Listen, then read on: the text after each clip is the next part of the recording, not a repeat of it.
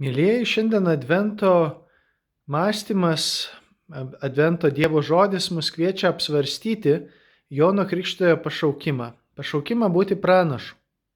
Ir jo vietoje esame kiekvienas mes.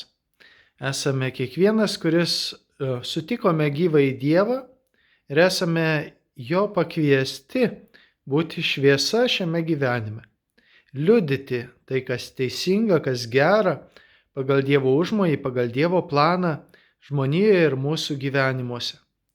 Mėlyjeji, kai susidurėme su žmonėmis, kurie pikti, kurie priešiški, kurie nepakantus, pavydus, irzlus, išdidus, godus, manipuliuojantys, kokia yra mūsų reakcija?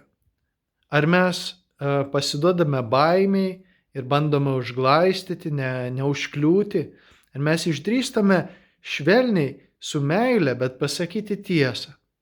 Ar mes išdrįstame perlipti per savo savęs saugojimo ir savo saugumo ribas, idant nešti kitiems žmonėms gerumo, tiesos ir teisingumo šviesą, kurią Evangelija mus kviečia?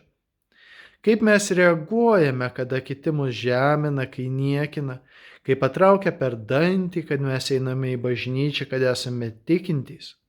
Taigi iššūkis šiame gyvenime mums, jums kiekvienam, kurie esame Dievo pašaukti būti pranašais, Dievo šviesos, Dievo teisumo, Dievo tiesos nešėjais.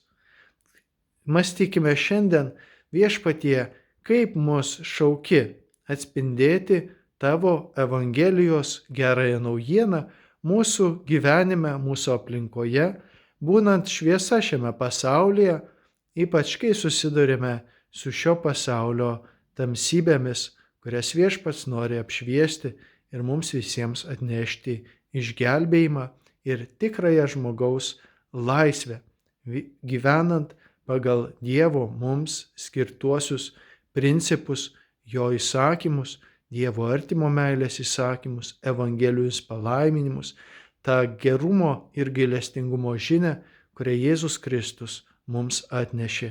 Jam šlovė netrukus užgimsiančiam, kurios su viltimi laukiame.